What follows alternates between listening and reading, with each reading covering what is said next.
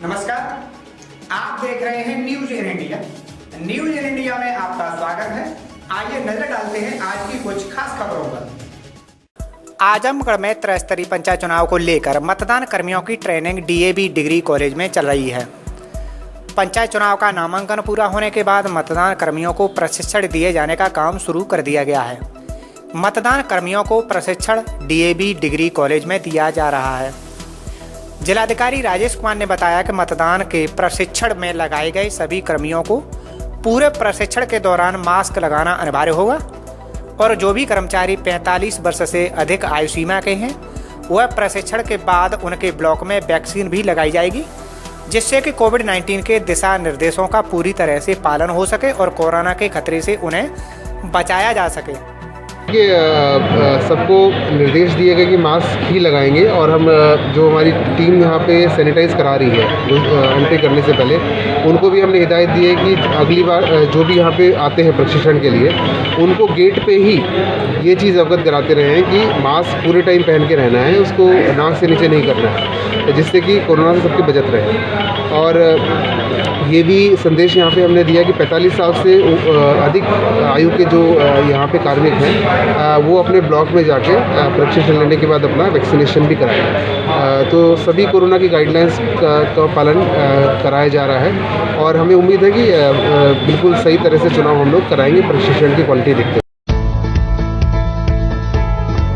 तरक्की कभी ये नहीं पूछती कि आप कहां से आ रहे हो, बस ये पूछती है कि आप कहां जाना चाहते हो। तरक्की कभी ये नहीं पूछती कि आप कौन हो, बस ये पूछती है कि आप क्या बनना चाहते हो।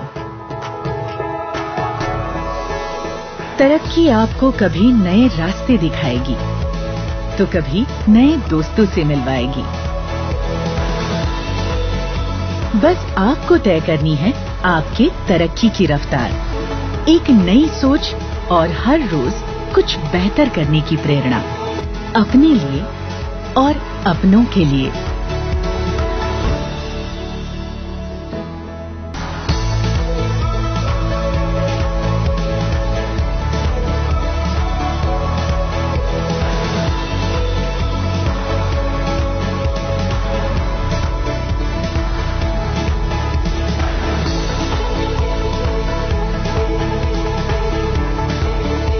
हर रोज कुछ बेहतर।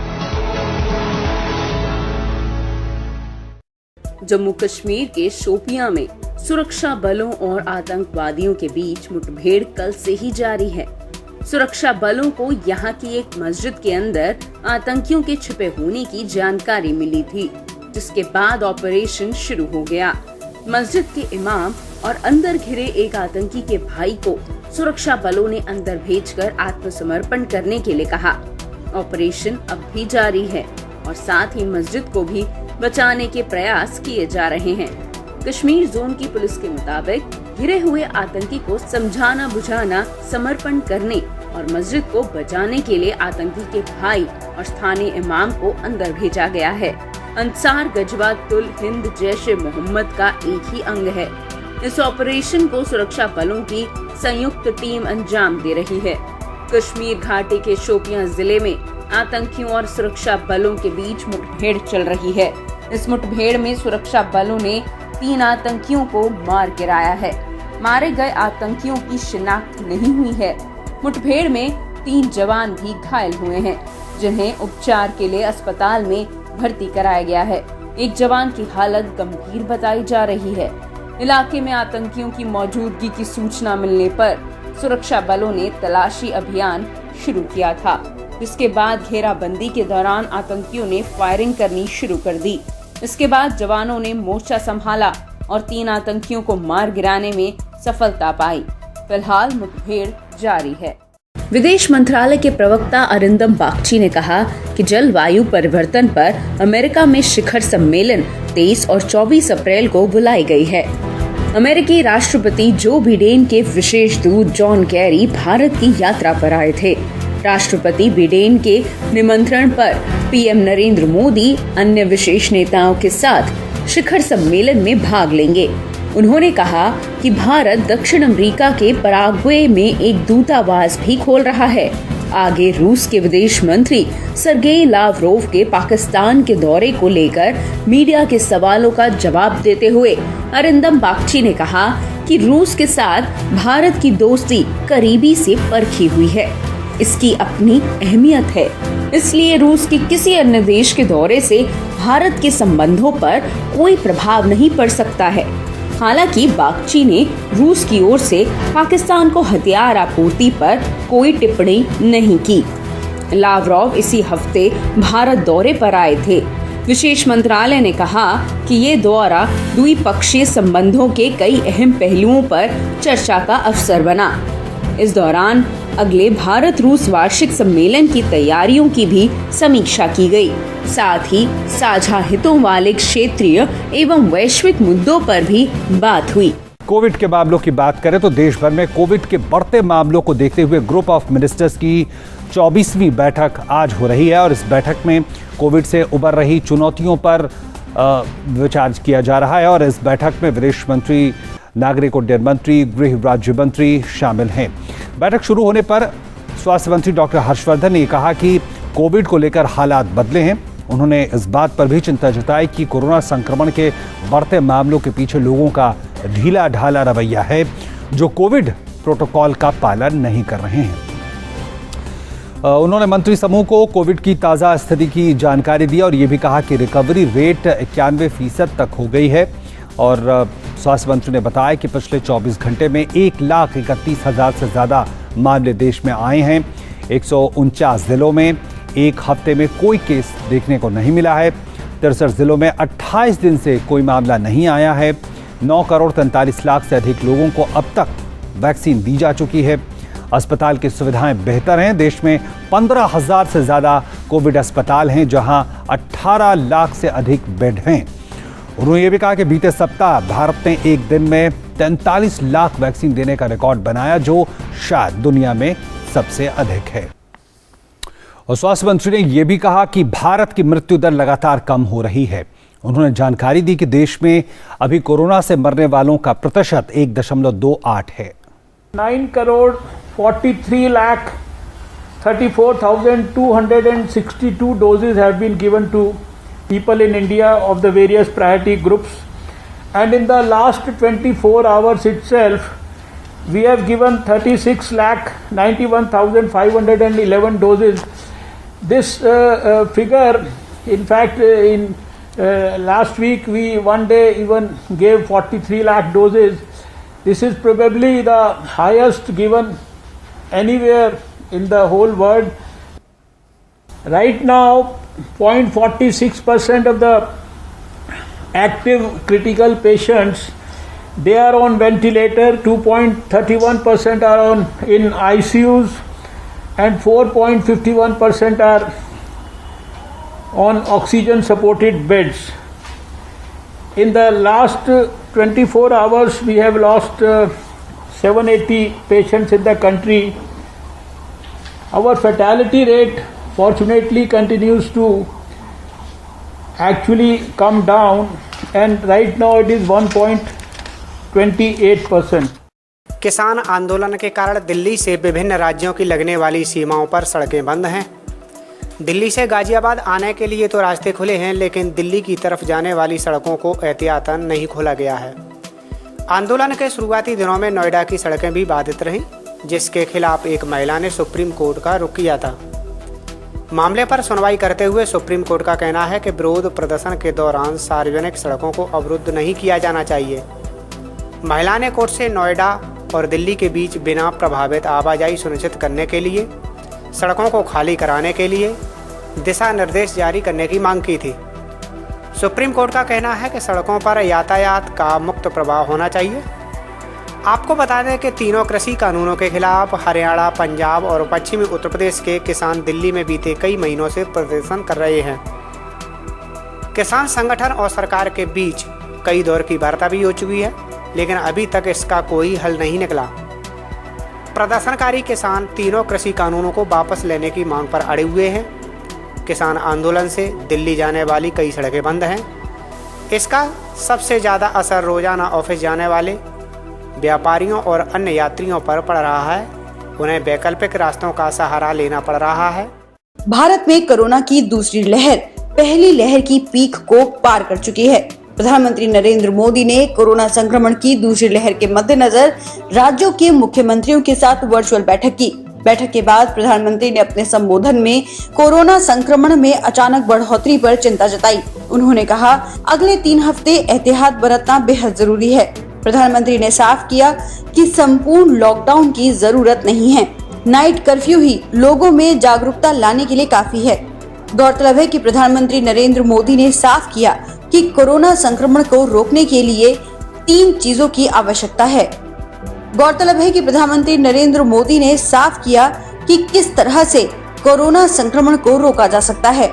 इस तरह से प्रधानमंत्री नरेंद्र मोदी ने वैक्सीन के साथ साथ टेस्ट, ट्रैक और ट्रीट पर जोर देने के लिए कहा और सभी लोगों से मामूली लक्षण होने के बाद ही टेस्ट कराने की अपील की। साथियों, वैक्सीन को लेकर राज्य सरकारों की सलाह, सुझाव और सहमति ने से ही देशव्यापी रणनीति बनी है।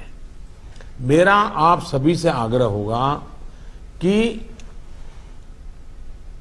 हाई फोकस्ड रिस्ट्रिक्शन जो है उनमें 45 साल के ऊपर 100% वैक्सीन के लिए लगातार प्रयास कीजिए। एक बार एक तो अचीव करके देखिए। मैं एक सुझाव देता हूं, क्योंकि ये कभी कभी वातावरण बदलने के लिए चीजें बहुत काम आती हैं। 11 अप्रैल ज्योतिबा फुले जी की जन्म जयंती है और 14 अप्रैल बाबा साहब आम्बेडकर जी की जन्म जयंती है। क्या हम 11 अप्रैल से 14 अप्रैल पूरे अपने राज्य में टीका उत्सव मना सकते हैं? एक पूरा वातावरण क्रिएट कर सकते हैं टीका उत्सव का। एक विशेष अभियान चलाकर हम ज्यादा से ज्यादा एलिजिबल लोगों को वैक्सीनेट करें। 0 वेस्टेज तय करें हम। 3-4 दिन जो है टीका उत्सव में 0 वेस्टेज होगा। वो भी हमारी वैक्सीनेशन कैपेसिटी को बढ़ा देगा। हमारी वैक्सीनेशन कैपेसिटी का ऑप्टिमम यूटिलाइजेशन ये हम लोग करें। और इसके लिए हमें यदि वैक्सीनेशन केंद्रों की संख्या बढ़ानी है तो उसको भी बढ़ाएं। पहले एक बार देखें कि हम 11 से 14 अप्रैल किस प्रकार से चीजों को मोबिलाइज कर सकते हैं। एक अचीवमेंट का सेटिस्फैक्शन मिलेगा, वातावरण बदलने में बहुत काम आएगा। और मैं भारत सरकार को भी मैंने कहा हुआ है कि जितनी मात्रा में हम वैक्सीनेशन पहुंचा सकते हैं पहुंचाने का प्रयास करें। हमारा प्रयास यही होना चाहिए कि इस टीका उत्सव में हम ज्यादा से ज्यादा लोगों को वैक्सीनेट करें और वो भी एलिजिबल वर्ग को। देश में कोरोना वायरस के मामलों में जबरदस्त तेजी के साथ सरकारें हरकत में आ गई है। दिल्ली से लेकर मुंबई, लखनऊ से लेकर भोपाल तक पाबंदियां लगा दी गई हैं। देश में करीब 1 दर्जन राज्यों ने अपने यहाँ नाइट कर्फ्यू और वीकेंड लॉकडाउन जैसी पाबंदी लगा दी है। इसे देखते हुए अब लोगों को लॉकडाउन का डर सताने लगा है। खासकर प्रवासी मजदूर परेशान हो रहे हैं। बीते दिन दिल्ली, पुणे से तस्वीरें सामने आई और अब मुंबई का भी यही हाल है। मुंबई के Lokmanya Tilak terminus railway station पर उत्तर भारत के मजदूरों की भारी भीड़ दिखाई दी। हर कोई अपने घर को लौट जाना चाहता है, क्योंकि डर है कि कहीं अचानक लॉकडाउन लग गया तो पिछले साल जैसे हालात बन जाएंगे। यहाँ रेलवे स्टेशन पर मजदूरों की भीड़ बढ़ते देख रेलवे प्रशासन भी अब एक्टिव हो गया है। हर किसी को जानकारी दी जा रही है, बार बार अनाउंसमेंट हो रही है ताकि किसी तरह का कोई भ्रम न फैले और मजदूरों में भय पैदा न हो। आपको बता दें कि मुंबई में कोरोना वायरस का कहर तेजी से फैलता जा रहा है।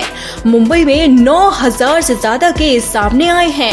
यही वजह है कि लोग जहां पलायन कर रहे हैं वहीं सामान खरीदकर भी अपने घरों में रख रहे हैं। मुंबई में वीकेंड लॉकडाउन की शुरुआत से पहले आज सुबह लोगों की बड़ी संख्या में बाजार में भीड़ देखने को मिली।